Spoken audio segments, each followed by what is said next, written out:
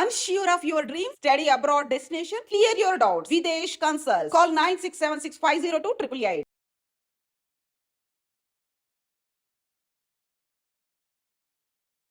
Hi guys, welcome to I dream. నేను మీ చాణక్య.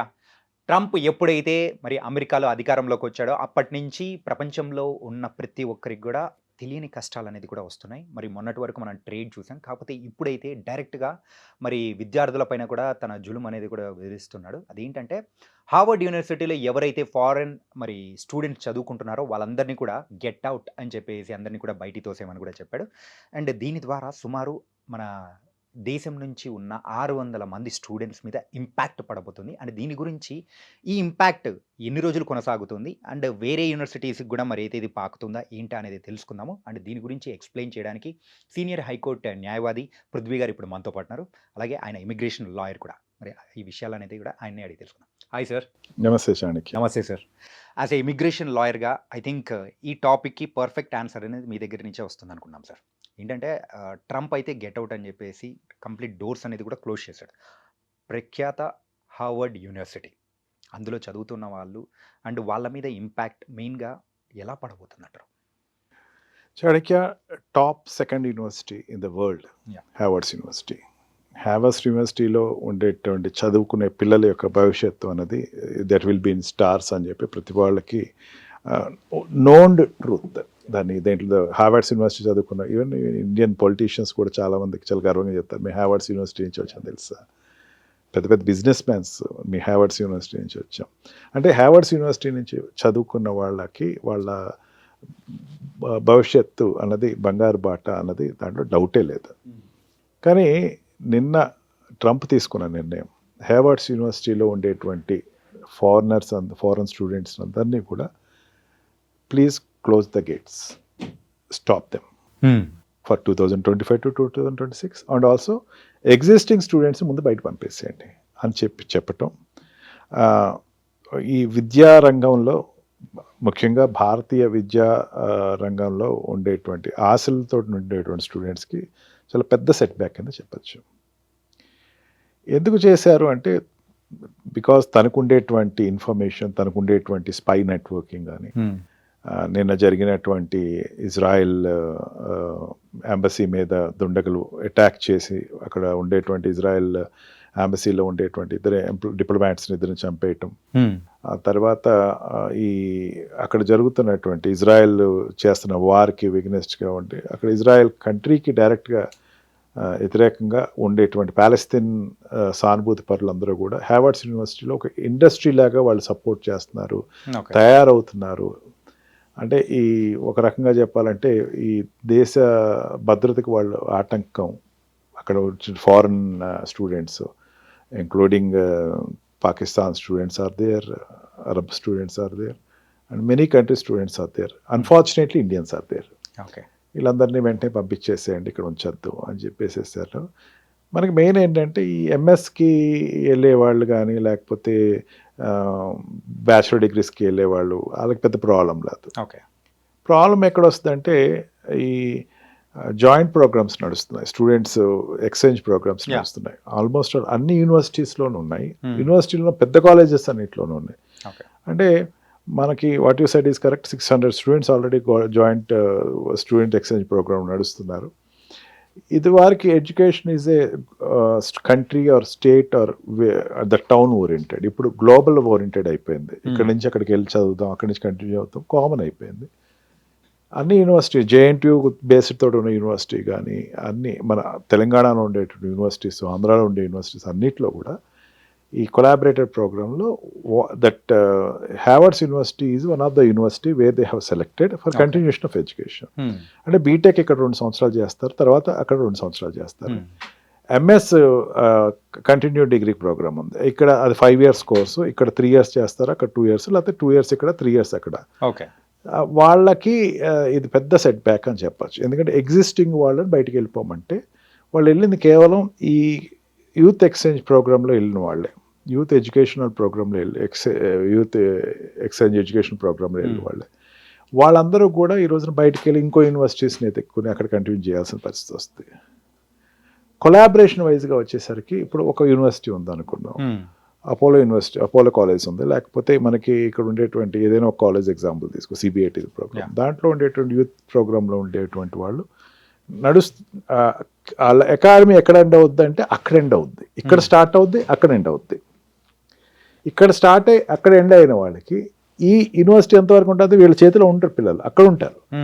వాళ్ళు వెనక్కి వెళ్ళిపోమనేసరికి they also worried like parents ఎట్లా అయితే వరీ అవుతారు, వాళ్ళు కూడా అర్థం కాదు. ఇప్పుడు అక్కడికి వెళ్ళమంటే ఇప్పుడు ఎట్లా వెళ్తాం, మన కంట్రీ అయితే వెంటనే ఫోన్ చేసి ఎడ్యుకేషన్ మినిస్టర్నో లేకపోతే ఎవరినో అడుగుతాం, హ్యూమన్ రిసోర్సెస్ మినిస్టర్ ఏంటి పరిస్థితి అని. కానీ అట్లా కాదు కదా, అమెరికన్కి సంబంధించినటువంటి గవర్నమెంట్ ప్రోగ్రామ్ అది, డిప్లొమాట్ రిలేషన్స్ వచ్చిన ప్రోగ్రామ్స్ ఇవి కొంచెం ఇబ్బంది పడతాయి.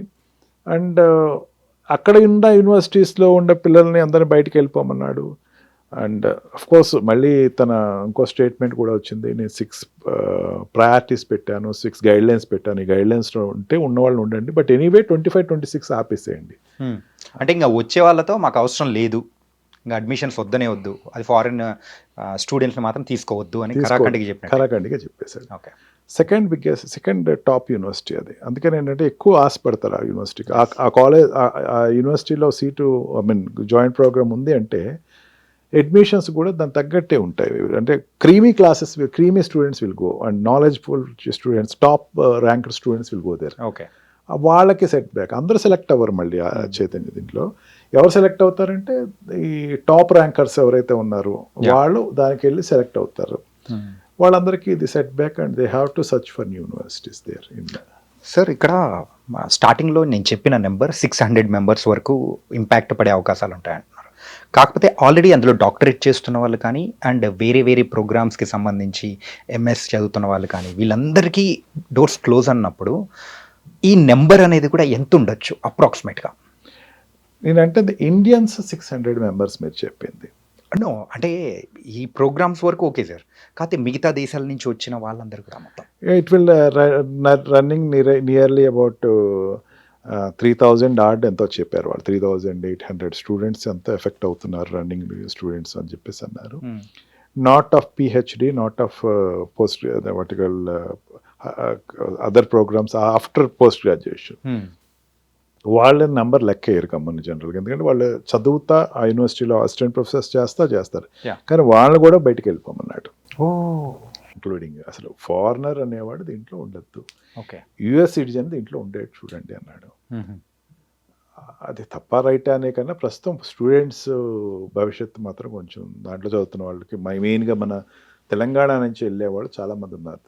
600 అంటే ఖచ్చితంగా మన నెంబర్ దాంట్లో 200 మన వాళ్ళు ఉంటారు అక్కడ. 200 to 500 300 స్టూడెంట్స్ మన వాళ్ళే ఉంటారు. ఎందుకంటే ఇండియా ఎప్పుడు కూడా 40% తెలుగు రాష్ట్రాల నుంచి వెళ్తూ ఉంటారు, మన వాళ్ళు ఎక్కువ మందే ఉన్నారని చెప్పచ్చు. అంటే ఈరోజు ప్రఖ్యాత హార్వర్డ్ యూనివర్సిటీ నుంచే బయటికి వెళ్ళిపోండి అని చెప్పేసి చెప్పారు. కాకపోతే ఈ సంస్కృతి వేరే యూనివర్సిటీస్కి కూడా పాకే అవకాశాలు ఏమన్నా ఉంటాయా అని కూడా అనిపిస్తుంది. ఏంటంటే అంత పెద్ద యూనివర్సిటీలోంచే ఫారెన్ స్టూడెంట్స్ని పంపించేస్తున్నారంటే ఇంక వేరే యూనివర్సిటీస్ సంగతి ఏంటి అని చెప్పేసి ఇక్కడున్న పేరెంట్స్ కానీ, అంటే వెళ్ళాలనుకుంటున్న వాళ్ళ పిల్లలు కానీ అందరూ చాలా వరకు వరీ అవుతున్నారు. మరి దీనికి సమాధానం ఏం చెప్తారు సార్? నేను అనుకుంటా అన్ని యూనివర్సిటీస్ ఇది పాకుతుందా అంటే, ఒకటి ఈ యూనివర్సిటీ నుంచి వెళ్ళిపోమన్నారు, guidelines which I have spoken along with you. పంపించడం కూడా అంత ఈజీ ఏం కాదు చైతన్య. వాళ్ళు అక్కడ మళ్ళీ అక్కడ కౌన్సిల్స్ని, అక్కడ అడ్వకేట్స్ని కాంటాక్ట్ అవుతారు, వాళ్ళు కోర్టులో దావా వేస్తారు, ఖచ్చితంగా ఆగే ప్రోగ్రామ్ నడుస్తుంది, అంత ఈజీ అయితే కాదు. అండ్ ఐ ఆల్సో మార్నింగే నాకు 2-3 కాల్స్ వచ్చినాయి. I said that don't get worried, I will look after the attorney there, నేను అక్కడ మీకు ఆపడానికి ట్రై చేస్తా అని చెప్పాను. Courts are very powerful, strongly they will stop that. అంతకుముందు హెవర్డ్స్ యూనివర్సిటీ నుంచి ఒక పిహెచ్డి చేసే అతను ఢిల్లీ యూనివర్సిటీ నుంచి చేసినటువంటి అతను అక్కడ పిహెచ్డి చేస్తూ ఉంటే అతను పంపిస్తూ ఉంటే అక్కడ court interfere and said that I don't deport him. ఇట్లా వీళ్ళు కూడా గమనంత ఈజీగా పంపించరు. Harvard's university herself will go to the court now. Okay, first step కాదు, ఆల్రెడీ ఫెడరల్ ఫండ్స్ అన్నది హెవర్డ్స్ యూనివర్సిటీని ఆపేశారు. This is the second step. అన్ని యూనివర్సిటీస్ పాకుతుందా అంటే నేను అనుకుంటా ఏంటంటే ఏదో స్పైయింగ్లో వీళ్ళకి ఏదో ఒక ఇన్ఫర్మేషన్ ఏదో లీడ్ వచ్చి అట్లా చేశారు తప్ప అన్ని యూనివర్సిటీస్ పాకుతుందని అయితే నేను అనుకోవట్లేదు. బట్ కొన్ని యూనివర్సిటీస్కి అయితే వెళ్తుంది. కారణం ఏంటంటే ఇంతకుముందు కూడా ఒక 2 వీడియోస్ చేసాం ఐ డ్రీమ్స్ ద్వారా. కొంతమందిని అక్కడ పంపించేయటం, సెల్ఫ్ డిపోర్ట్ చేసుకుంటారంటే శర్మ అని తమిళనాడు అమ్మాయి సెల్ఫ్ డిపోర్ట్ అయ్యే అమ్మాయి కెనడా వెళ్ళిపోయింది. అక్కడ ఉండేటువంటి పాలస్తీన్ సపోర్టివ్ ప్రోగ్రామ్స్ చేసిన అమ్మాయి లైక్ దట్. అట్లాంటి వాళ్ళు మాత్రం అందులో కండిషన్స్ ఒకటి పెట్టాడు తను, మీ సోషల్ నెట్వర్కింగ్ అంతా మాకు హ్యాండ్ అవుట్ చేయండి, మేము వెరిఫై చేసుకోవాలి, ఓకే, అండ్ బైండ్ ఓవర్స్ ఇవ్వండి మీరు, ఇంకెప్పుడు మేము ఎప్పుడు ఇటువంటి యాంటీ ఇదంతా కూడా నాట్ ట్రంప్ తీసుకున్న నిర్ణయం అని చెప్పొద్దు, ఇది హోమ్ ల్యాండ్ సెక్యూరిటీ తీసుకున్న ఒక నిర్ణయం. సెక్యూరిటీ నిర్ణయాలకి గమని ఏ కంట్రీ కూడా గమని ఇంటర్ఫియర్ అవుతాం. ఇంటర్ఫియర్ అయినా సరే మీకు మీరు దీనికోసం ఏమైనా ఇవ్వగలరా అని అడుగుతుంది, ఎక్కడివిట్ ఏమైనా ఇస్తారు, అందుకని గమని ఇంటర్ఫియర్ అవ్వరు. అండ్ అన్ని యూనివర్సిటీస్కి ఇది వెళ్తుందని అయితే అక్కడ ఐ థింక్ టాప్ 10లో there are 4 to 5 universities are there in యూఎస్ఏలో. ఈ 5 యూనివర్సిటీస్కి హార్వర్డ్ యూనివర్సిటీ ఒకటి తీసుకోదు, ఇంకా మిసిసిపి యూనివర్సిటీ ఉంది, ఇంకా చాలా యూనివర్సిటీస్ ఉన్నాయి, ఈ అన్నిటికీ లాస్ ఏంజలస్ యూనివర్సిటీస్ ఉన్నాయి, లాస్ ఏంజలస్ యూనివర్సిటీ, ఈ అన్నిటికీ వెళ్తుందా అని అయితే నేను అనుకోవట్లేదు.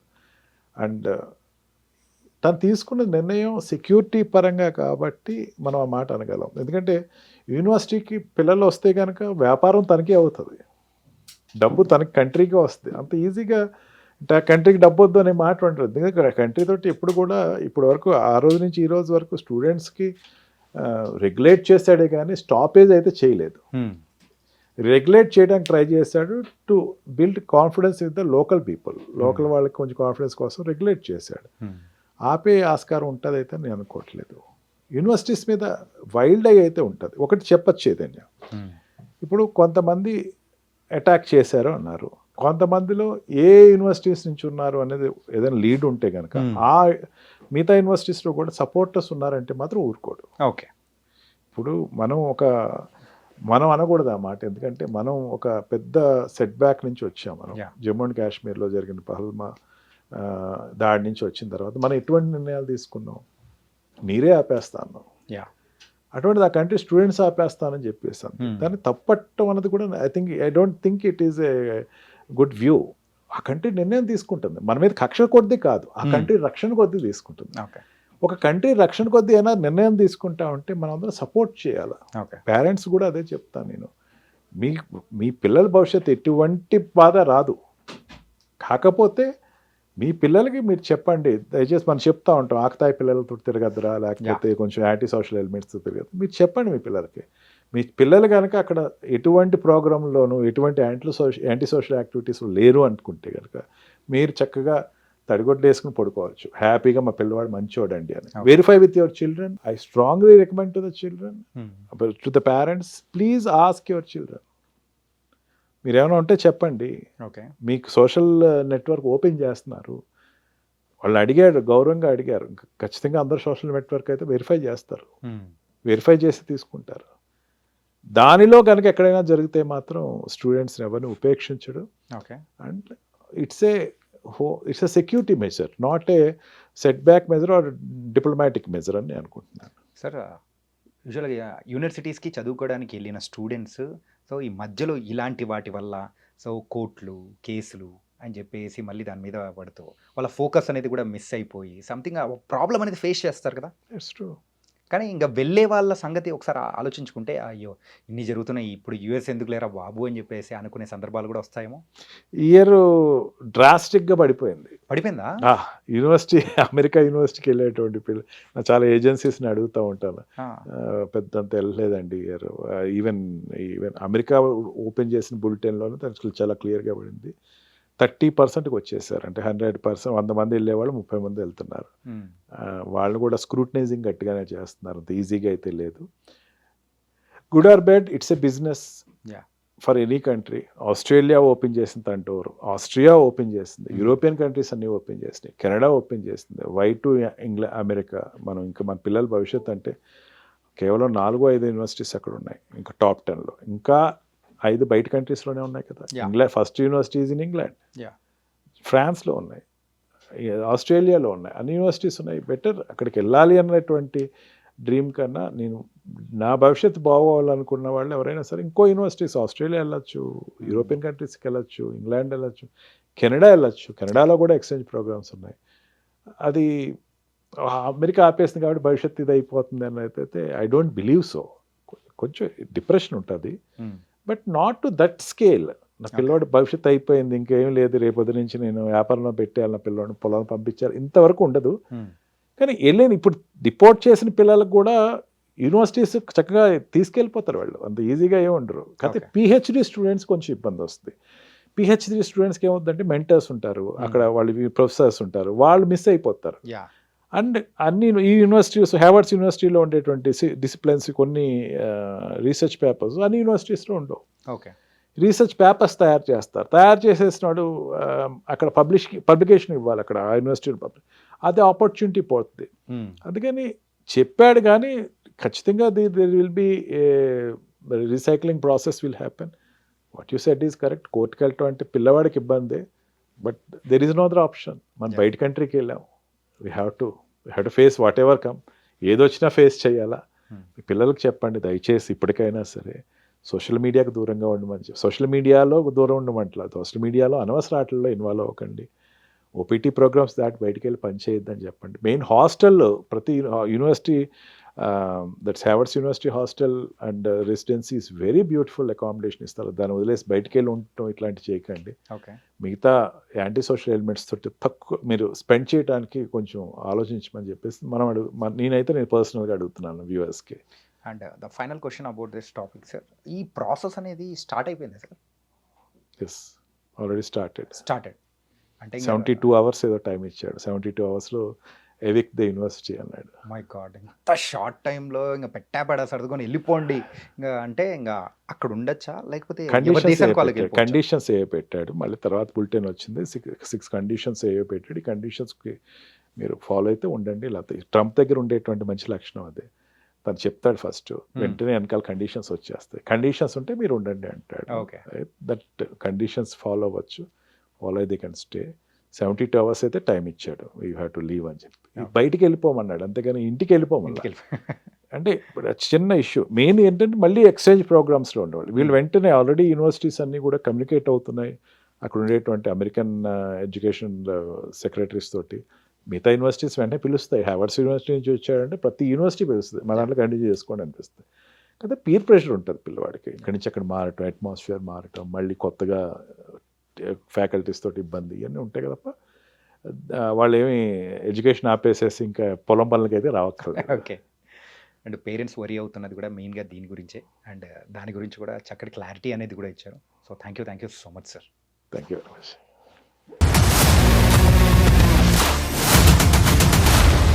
iDreams, this police diaries is something very, very valuable towards that. I must really appreciate Murali, your insights. iDreams founder and CEO చిన్న వాసుదేవ్ రెడ్డి గారితో మురళీధర్ క్రైమ్ స్టోరీస్ చాలా ఫేమస్ అయిపోయినావు.